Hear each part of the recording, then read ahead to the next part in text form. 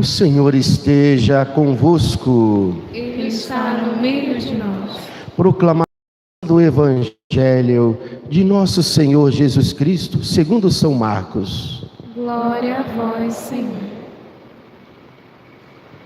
Naquele tempo, João disse a Jesus: Mestre, vimos um homem expulsar demônios em teu nome, mas nós o proibimos porque ele não nos segue. Jesus disse: Não o proibais, pois ninguém faz milagres em meu nome para depois falar mal de mim. Quem não é contra nós é a nosso favor.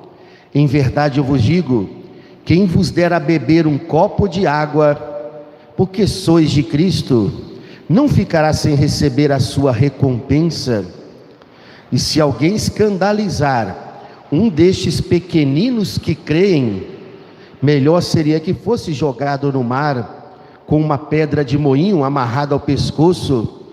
Se a tua mão te leva a pecar, corta-a. É melhor entrar na vida sem uma das mãos do que tendo as duas ir para o inferno, para o fogo que nunca se apaga. Se teu pé te leva a pecar, corta-o.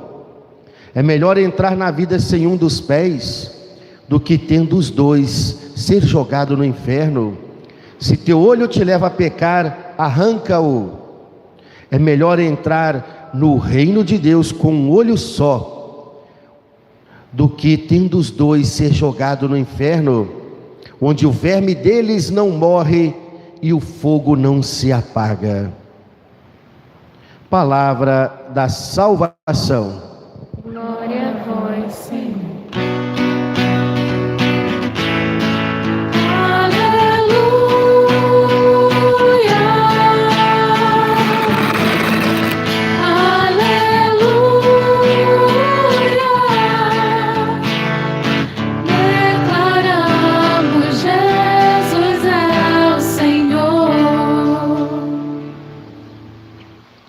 Caríssimos irmãos em Cristo, o Evangelho de hoje, Jesus fala palavras muito fortes para os discípulos sobre a necessidade da conversão para quem quer segui-lo.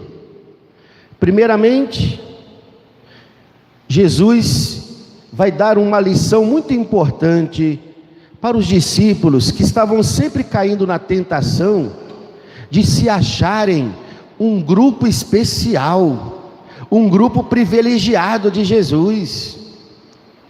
É quando os discípulos perceberam que havia um homem que não caminhava com eles, não caminhava com o grupo dos 12. Este homem estava expulsando os demônios em nome de Jesus, pelo poder de Jesus. João é que vai ser o porta-voz dos 12, chegando para Jesus e lhe dizendo: Mestre, nós vimos um homem expulsando demônios em teu nome, mas como ele não nos segue, nós o proibimos. E Jesus vai responder para eles: não o proibais, porque ninguém pode fazer milagres em meu nome para depois falar mal de mim. Quem não é contra nós está ao nosso favor. Ou seja, o bem precisa ser feito, não importa quem faz. O bem sempre vai ser uma ação que brota da própria bondade de Deus, porque é Deus que capacita o ser humano para a prática do bem. Mas aí a gente percebe uma coisa aqui: aquele homem expulsava demônios em nome de Jesus, mas não fazia parte do grupo dos seguidores de Jesus. Isso para nos mostrar que existem pessoas que ainda não estão inseridas de uma forma mais profunda na comunidade dos seguidores de Jesus, mas que já possui uma fé, mesmo que ainda frágil, uma fé que ainda seja como um embrião, que precisa de crescer, se desenvolver. E a fé, ela cresce, ela se desenvolve, principalmente dentro da comunidade dos seguidores de Jesus.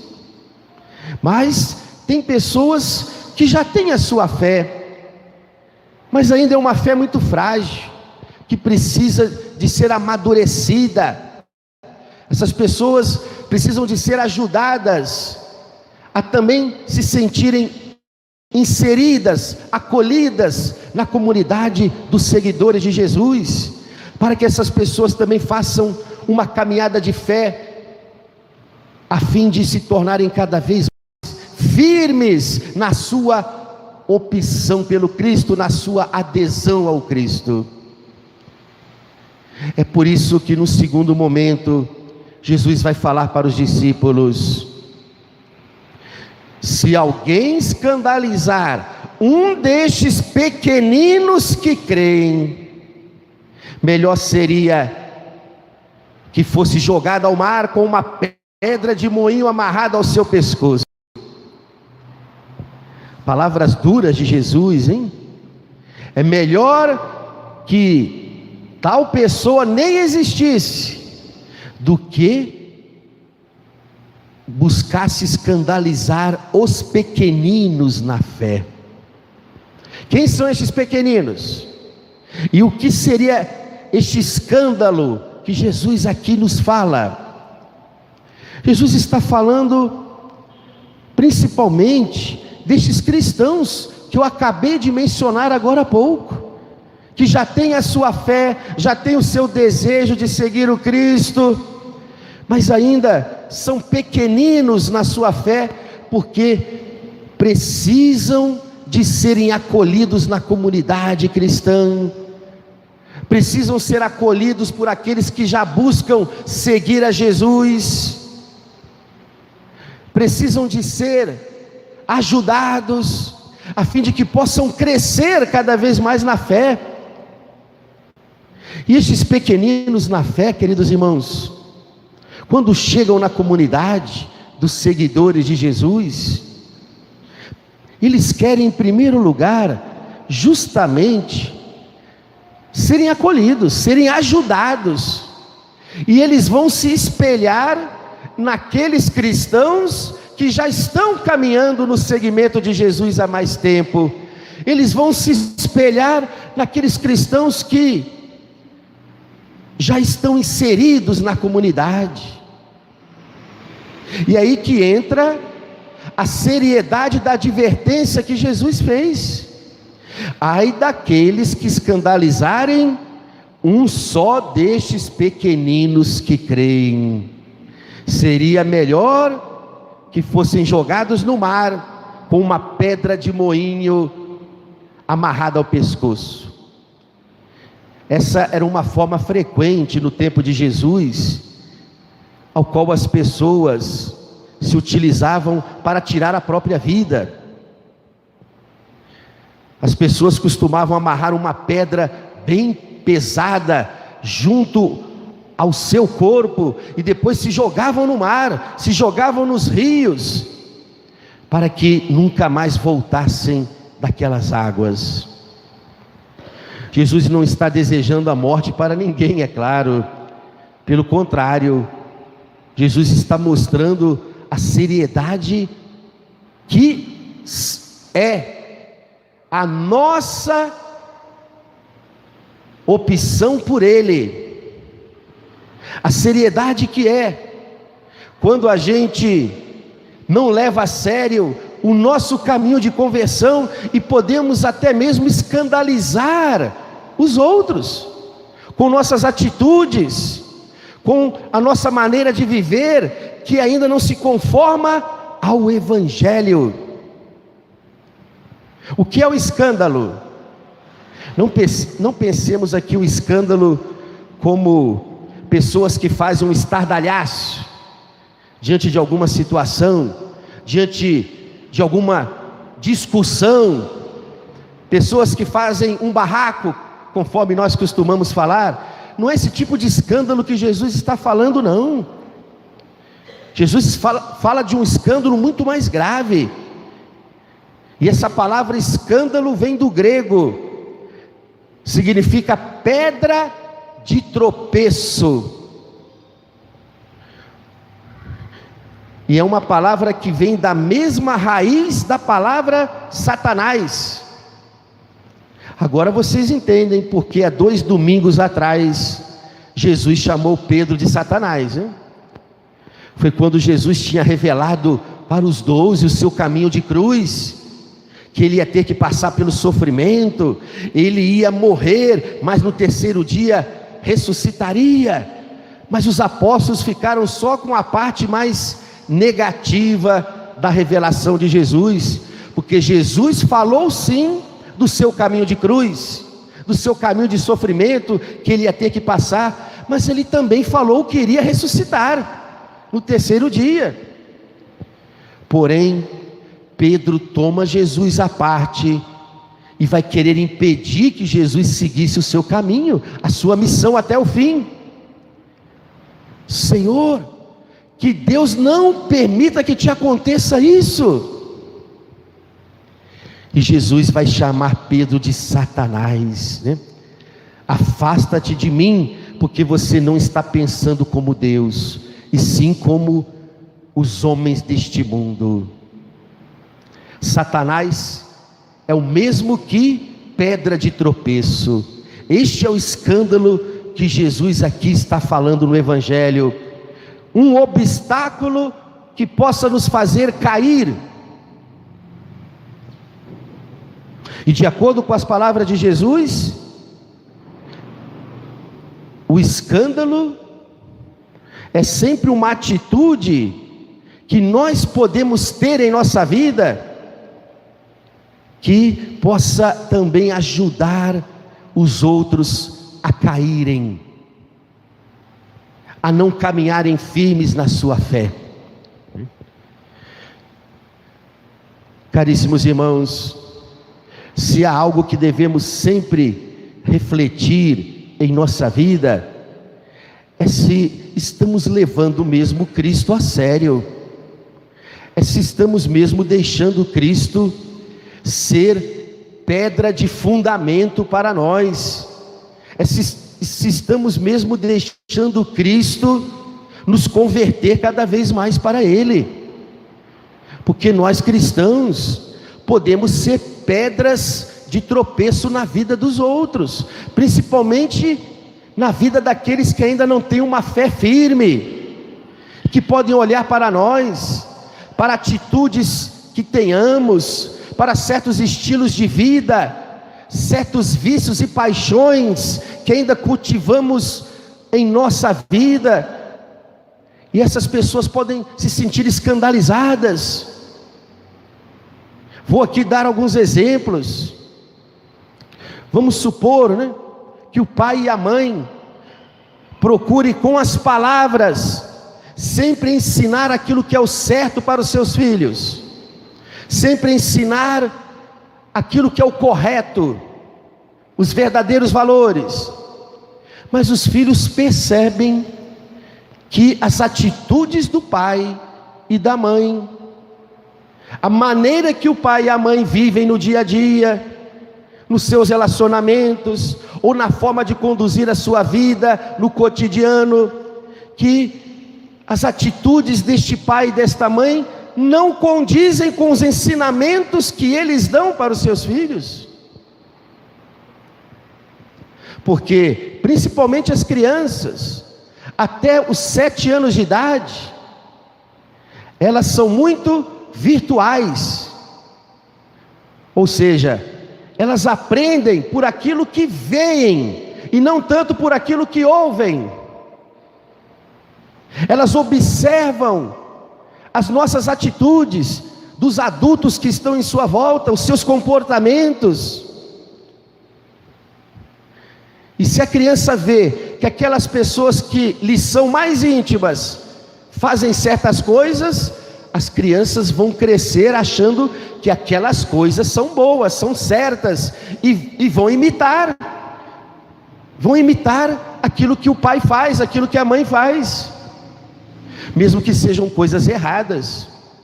Não esqueço, numa festa de família, com os meus parentes reunidos, aí uma pessoa estava lá, com o seu filhinho de 5 anos de idade, mais ou menos.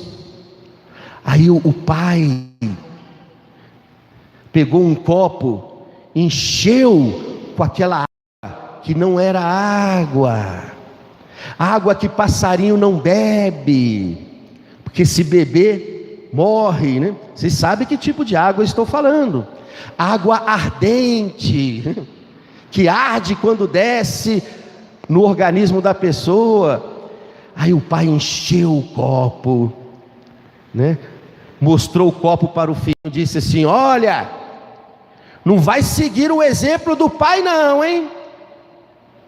E entornou aquela bebida para dentro, com tanto, né, desejo de consumir aquilo, com tanta paixão. Mas aí o filho, 5 anos de idade, vai saber discernir isso? Olha, o que o meu pai está fazendo não é uma coisa boa, então eu não vou imitar o meu pai. Não, o filho vai crescer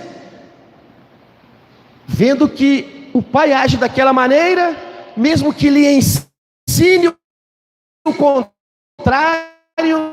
mesmo que ensine a coisa certa para o seu filho, mas o filho vai percebendo que o pai age de uma outra forma do que ele ensina, e o filho vai imitar não as palavras do pai, mas as ações que o pai faz. E assim, o pai e a mãe, se não ensinam com o exemplo, se não ensinam com a própria vida, se não ensinam com as suas atitudes, vão se tornar pedras de tropeço na vida dos seus filhos. Os filhos vão crescer imitando as coisas erradas que os seus pais fazem. Isso pode acontecer com cada um de nós cristãos. Vamos supor, né, que uma moça, um rapaz, serve para ambos os sexos, são cristãos. Aí essa moça pega uma roupa para ir para a igreja, mas não é a roupa mais adequada. O rapaz também, né? Pega aquela camiseta, passou a semana inteira bombado, passou a semana inteira levantando peso na academia, agora ele quer mostrar os seus músculos de qualquer jeito e para todos.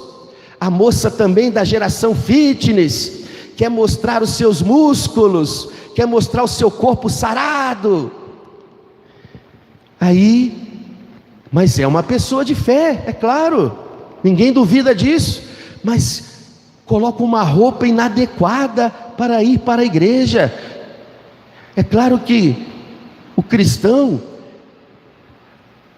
deveria buscar a modéstia, a maneira correta de se vestir, não só quando vai na igreja, principalmente quando vai na igreja, mas no dia a dia também, no seu trabalho, no seu lazer, roupa própria para cada ambiente, é claro, mas o cristão, ele é cristão não só quando vem na igreja, ele é cristão no seu dia a dia. Não precisamos viver dentro de uma redoma de vidro, fugindo do mundo, não querendo se relacionar com as pessoas, só ficando dentro de casa rezando, ou quando vai na igreja, ou quando vai para o seu trabalho.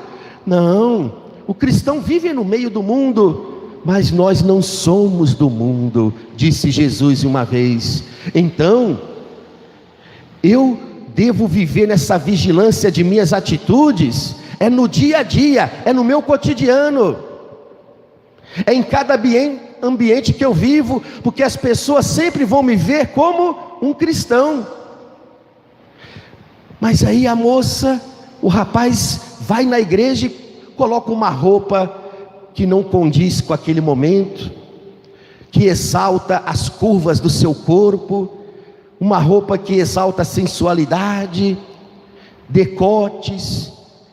O rapaz então com a sua bermudinha apertada, sua camiseta com os músculos saindo para fora.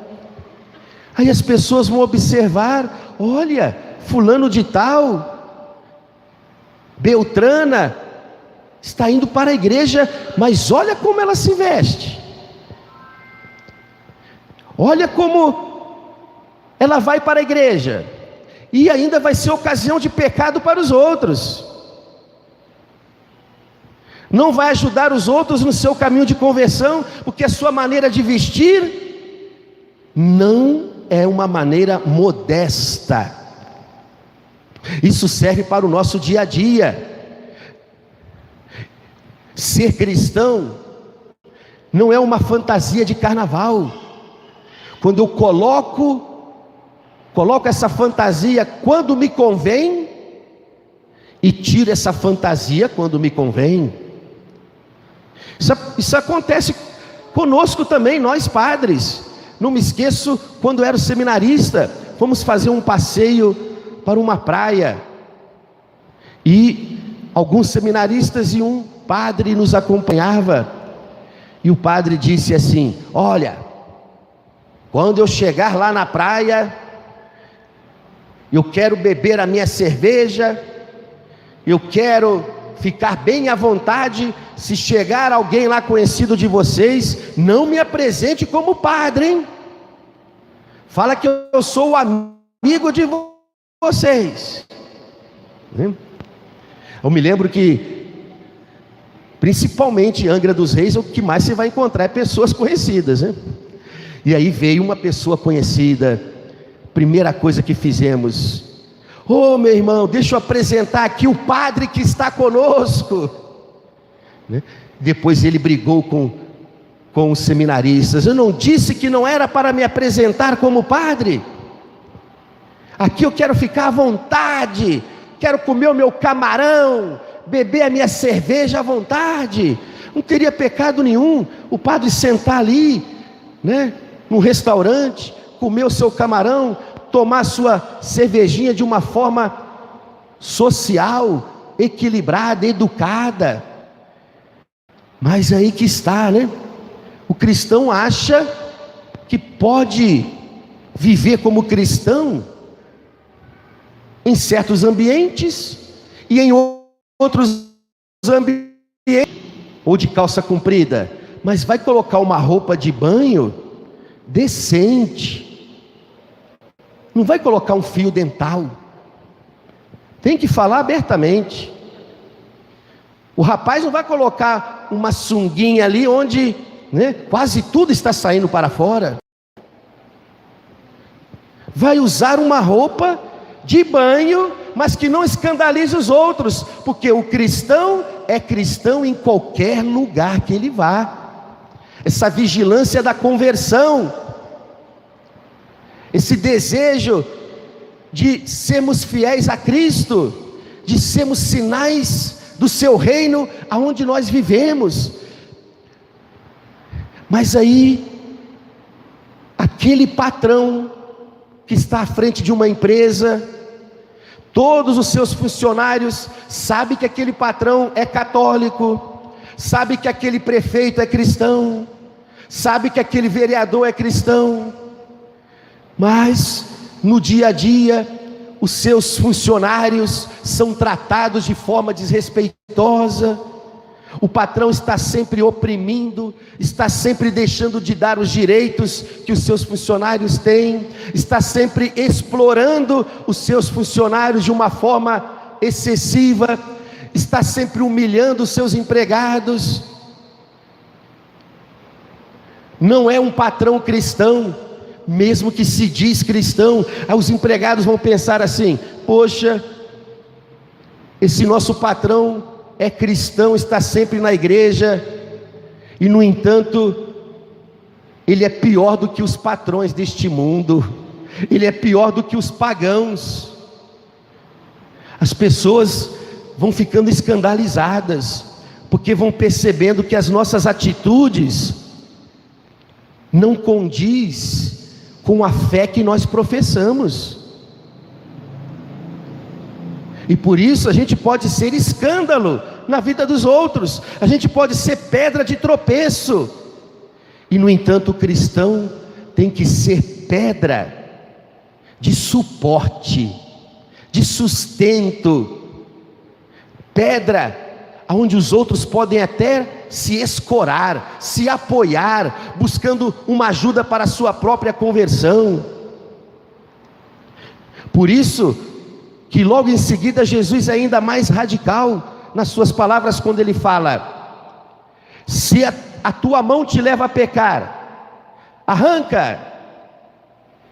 Se o teu pé te leva a pecar, arranca-o.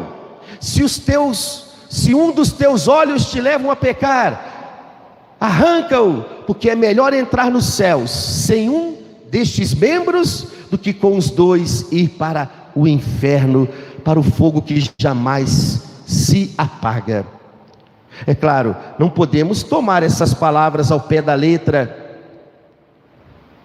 Se a gente tivesse que cortar algum membro do nosso corpo, porque nos leva a pecar, os olhos, os pensamentos, o que ouvimos, o que falamos, nossas mãos, nossos pés, o que sentimos, o que guardamos no coração, se a gente tivesse que cortar os membros do nosso corpo, porque nos levam a pecar, o que é que restaria de nós, hein? Não ia restar nada nem para ser enterrado. Mas Jesus aqui está nos ensinando o que deve ser cortado. É o pecado, são as nossas hipocrisias, são os inúmeros obstáculos que colocamos entre Deus e nós, e que nos atrapalha no nosso caminho de conversão.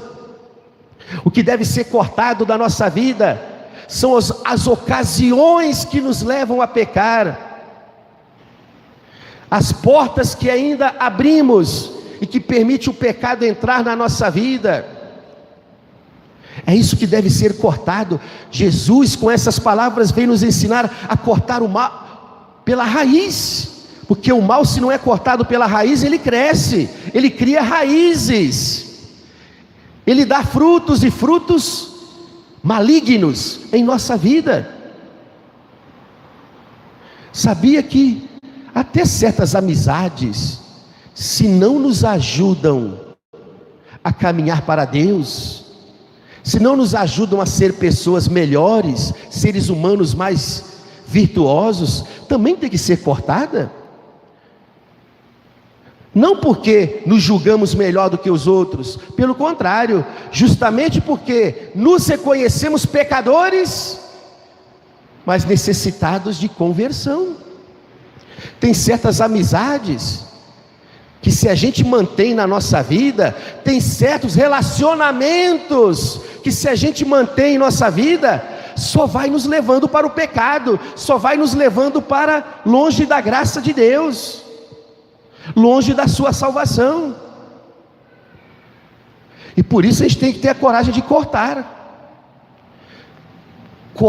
com amizades, cortar com gostos pessoais que nós temos, hábitos pessoais que nós temos, mas que nos levam a pecar. Um outro exemplo: você é cristão, mas você gosta de ouvir músicas que não trazem uma boa mensagem para a sua vida. Não é que por você ser cristão, seja obrigado a ouvir música religiosa o dia inteiro, não é isso não. Tem muita música aí popular, muita música clássica, muita música aí das diversas culturas, que são músicas que elevam a nossa alma para Deus. Mas aí você gosta de ouvir aquelas músicas que exaltam a infidelidade, as chamadas músicas de corno, né? Esses sertanejos universitários aí, músicas de corno, essas músicas que exaltam a infidelidade conjugal, que exaltam o adultério, que exaltam a prostituição da mulher, que exaltam a difamação da imagem da mulher e até mesmo do sexo. Mas você vai na igreja, mas no dia a dia, todo mundo percebe que você só ouve músicas de baixaria. Mas padre, eu gosto tanto dessas músicas. O cristão não vive entregue aos seus gostos. Se ele quiser ganhar o reino de Deus, o cristão não conduz a sua vida apenas pelo critério daquilo que gosta e não gosta. Por isso que a palavra, os jovens vão saber responder, tenho certeza. Não vou dar nenhum prêmio, porque ontem já ganharam muitos prêmios na gincana bíblica. Por isso que a palavra que mais expressa o verdadeiro sentido da conversão, Jesus usou, vem do grego. Qual é essa palavra? A palavra conversão no grego, que significa mudança de mentalidade, qual que é? Metanoia. Viu? Metanoia. Uma salva de palmas para os nossos jovens, né? Metanoia significa mudança de mentalidade. O ser humano conduz a sua vida pela maneira que ele pensa, pelos seus pensamentos, pelas suas ideias, pela sua maneira de ver as coisas, pelos princípios que ele defende na sua própria vida. É isso aqui que precisa mudar. Quando a Bíblia fala da mudança do coração, na verdade é a mudança da mente, a mudança de pensar. É a gente aprender a pensar cada vez mais conforme o Evangelho, conforme os ensinamentos de Jesus. E eu sempre fazia essa pergunta diante das minhas escolhas, diante das minhas decisões, diante dos passos que eu estou dando: será que essa maneira de eu conduzir a minha vida está sendo agradável a Deus? Eu estou pensando como Jesus pensa? E ainda devo fazer a segunda pergunta: essa maneira como eu estou conduzindo a minha vida está sendo uma pedra de tropeço para fazer os outros caírem? Ou está sendo uma pedra de sustentação, de apoio, de firmeza na vida dos outros?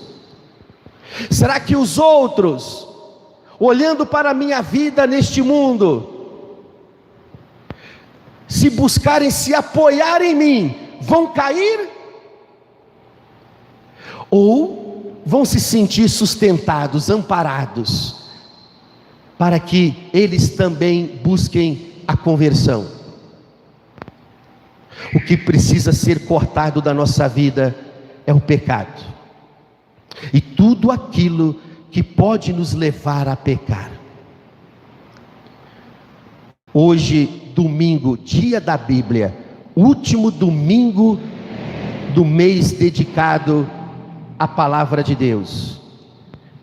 Eu queria presentear vocês com esta palavra que a carta aos Hebreus nos oferece, no seu capítulo 4, versículo 14. Guardem isso, Hebreus 4. Olha o que nos fala a palavra de Deus: pois a palavra de Deus é viva e eficaz, e mais afiada que qualquer espada de 2 gumes. Ela penetra até o ponto de dividir alma e espírito, juntas e medulas, e ela julga os pensamentos e as intenções do coração. O que é que devemos fazer diante deste convite que Jesus nos faz para a conversão? Se a tua mão te leva a pecar, corta. Se o teu pé te leva a pecar, corta-o. Se o teu olho te leva a pecar, arranca-o. O que devemos fazer? Deixar que a palavra de Deus seja cada vez mais em nossa vida como uma espada de 2 gumes, uma espada afiada, que vai cortando da nossa vida cada vez mais tudo aquilo que não é agradável a Deus, que vai tirando da nossa vida tudo aquilo que nos impede de caminharmos no segmento de Jesus. Muita gente busca na palavra de Deus apenas consolações. Eu venho na igreja porque eu preciso de me sentir bem, um bem-estar. Claro, também isso. Mas, por favor, não busque na palavra de Deus apenas consolações, né? A palavra de Deus precisa ser também na nossa vida como uma espada afiada. E essa espada, quando entra em nós, machuca, nos fere, porque essa palavra desmascara nossas hipocrisias. Essa palavra faz as nossas máscaras cair no chão. Essa palavra revela o que precisa ser mudado dentro de nós, o que precisa ser cortado da nossa vida. Por isso, deixemos que a palavra de Deus seja cada vez mais uma palavra de profecia, uma palavra de salvação para nós, nos ajudando neste caminho de conversão. Deus é um Pai que nos ama infinitamente, e é por isso que a sua palavra muitas vezes é como uma espada que quer nos ferir para nos curar de tudo aquilo que pode estar ainda nos afastando dele. Feliz o filho que não rejeita a correção do seu pai. Louvado seja o nosso Senhor Jesus Cristo.